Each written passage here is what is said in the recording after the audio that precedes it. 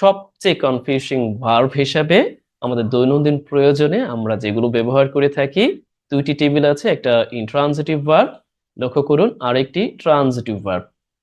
কেন কনফিউজিং এইটা আমরা যদি এক ঝলকে দেখে নেই তাহলে স্পষ্টতই বুঝতে পারবো যে লাই এর অর্থটা হচ্ছে অবস্থান করা, আবারও শুয়ে থাকা, শয়ন করা ইন্ট্রানজিটিভ হিসাবে, যার পরে অবজেক্টের প্রয়োজন নাই।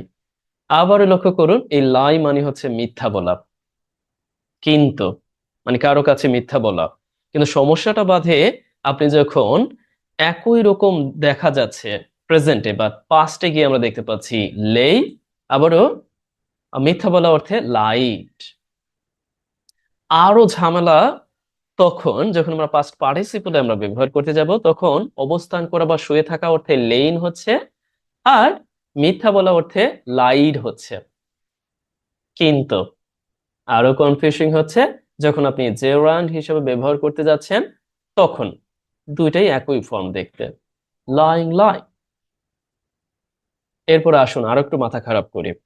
মূলত ঝামেলাটা তৈরি হয় যেই লাই মানে অবস্থান করা বা শুয়ে থাকা অর্থে ইন্ট্রানজিটিভ হিসাবে আমরা পাস্ট ফর্মে লেই ব্যবহার করছি, সেই লেই আবারও প্রেজেন্ট ফর্ম হিসাবে কোনো কিছু রাখা অর্থে ট্রানজিটিভ হিসাবে অর্থ দিচ্ছে।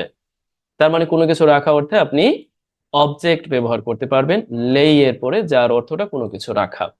আবারও আরো একটা ব্যবহার আছে, এই লেই মানে হচ্ছে মানে লেই ইগস মানে ডিম পাড়া। পাখিতে ডিম পাড়ে, মুরগিতে ডিম পাড়ে, হাঁসে ডিম পাড়ে, সাথে সাথে কিছু মানুষও পারে।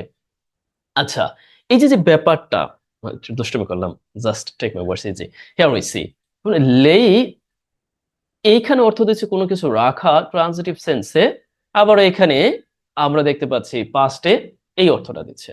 এখন আমরা যারা প্রাইমারি লেভেলে, বিশেষ করে প্রাইমারি না, এটা অ্যাডভান্স লেভেল ও গ্রামারের অংশ হিসাবে, বিশেষ করে প্রিলিমিনারি পরীক্ষায় এমসিকিউ হিসাবে খুব বেশি দ্বিধাদ্বন্দ্ব তৈরি করে এই ভার্বগুলো। আপনাদের আমি একটু সহজ করে দিচ্ছি। মূলত আপনারা ট্রানজিটিভ এবং ইনট্রানজিটিভ সেন্সটা বোঝার চেষ্টা করবেন। আপনাকে দ্বিধাদ্বন্দ্বে ফেলবে এটা দিয়েই। মূলত আপনি লক্ষ্য করবেন আপনি যেই ভার্বটির ব্যবহার দেখতে পাচ্ছেন, সেই ভার্বটির পরে কোনো অবজেক্ট আছে কিনা। যদি অবজেক্ট থাকে তাহলে সরাসরি সেই ভার্বটিতে আপনি বুঝে নিবেন লেই মূলত অর্থটা দিচ্ছে কোনো কিছু রাখা অর্থে বা ডিম পাড়া অর্থে। আর যদি দেখেন নাই, তার মানে এই লেই মূলত এই অবস্থান করা বা শয়ন করার অর্থ দিচ্ছে। মানে আমরা ইনট্রানজিটিভ ভার্ব হিসেবে ব্যবহার করতে পারবো। আচ্ছা, আমার মুখের কথা অনেকের কাছে দুর্বোধ্য মনে হতে পারে ধুর ছাই, কোথায় যাই, কি বলছেন না বলছেন, মাথা উল্টে পাল্টে যাচ্ছে। আচ্ছা, আরো একটু দেখিয়ে নিই আমি ভালো।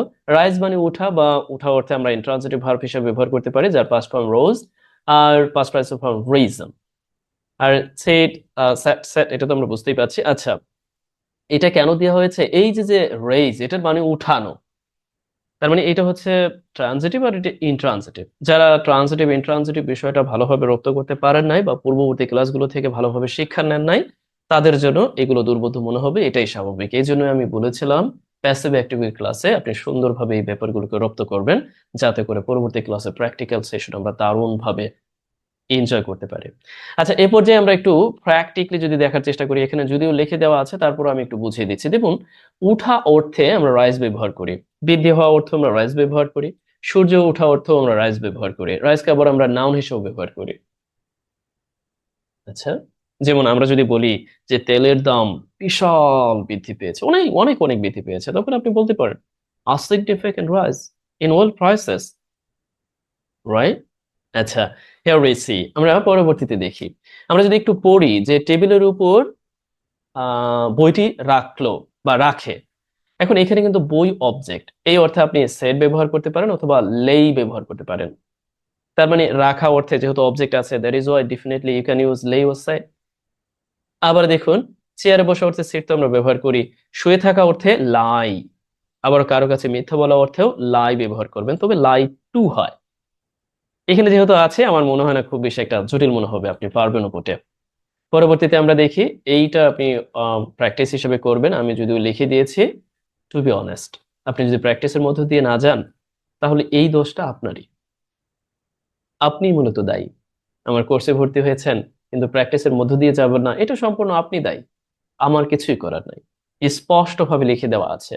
যেমন দেখেন, সে তার টেলিস্কোপটি জানালার পাশে স্থাপন করলো। হয়তোবা কেউ কেউ বলবেন আসলে টেলিস্কোপ ইংরেজি কি, এটা আপনার ব্যর্থতা, আপনি জানেন না।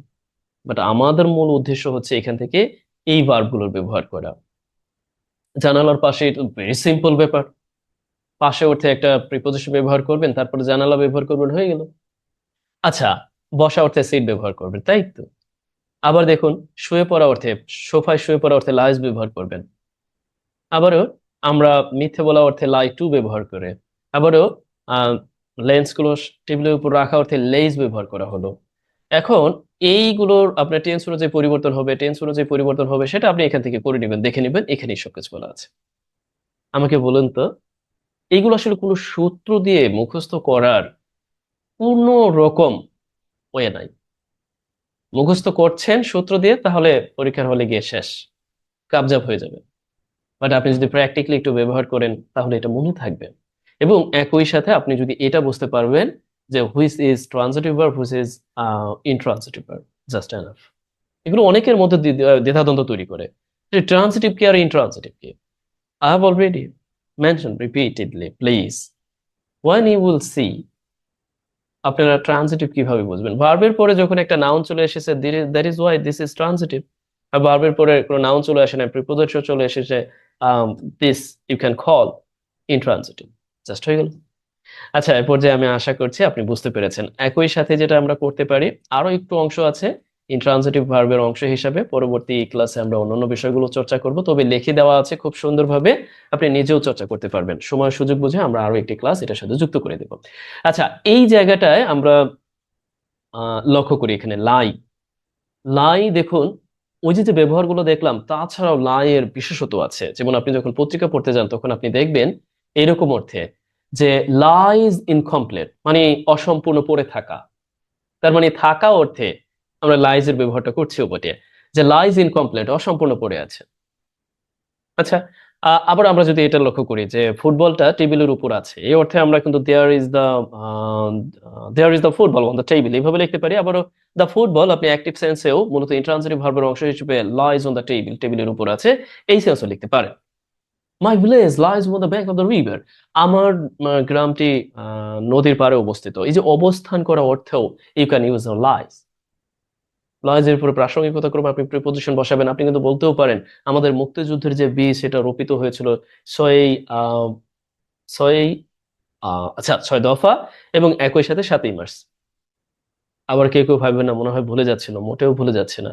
এগুলোই আমাদের ভিত্তি ছিল, যদিও এখন অনেকের কাছে অপ্রাসঙ্গিক হয়ে উঠেছে, বাট আমার কাছে আজীবনই প্রাসঙ্গিক। আচ্ছা, এরপর যে আমরা একটু লক্ষ্য করি, you student lie to your parents or your friends. না, আপনার বন্ধুদের কাছে, আপনার পিতামাতার কাছে আসলে মিথ্যা বলাটা উচিত হবে না। পারবেন না? হয় না? এখনই শুরু করে দিন, প্র্যাকটিক্যালি দেখুন, জীবন্ত হয়ে উঠবে। বাট প্র্যাকটিস করবেন না, এগুলো সবকিছুই আপনার কাছে দুর্বোধ্য মনে হবে। আচ্ছা, এ পর্যায়ে আমরা আজকের ক্লাসটি এখানেই রাখি। পরবর্তীতে আমরা গেটের ব্যবহার দেখব, আমরা গেটের সমস্ত ব্যবহার দেখব, একসাথে সমস্ত ব্যবহার দেখব গেটের, একেবারে গল্পের মধ্য দিয়ে। লিভের ব্যবহার দেখব, লিভের প্রাইমারি লেভেলের ব্যবহার দেখব, ইন্টারমিডিয়েট লেভেলের ব্যবহার দেখব, অ্যাডভান্স লেভেলের ব্যবহার দেখব, হোল্ড এর ব্যবহার দেখব। হোল্ড কিন্তু আপনি অনেকগুলো ব্যবহার দেখতে পান।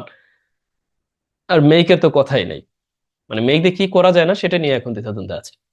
আচ্ছা, পর্যায়ক্রমে আরো আপনি এগুলোর factitive verb, causative verb, impersonal verb, reflexive verb, reciprocal verb, inchoative verb হচ্ছে, দরকার নাই, মাথা ঘুরে যাবে। আচ্ছা, পর্যায়ক্রমে এগুলো আমরা দেখবো বটে।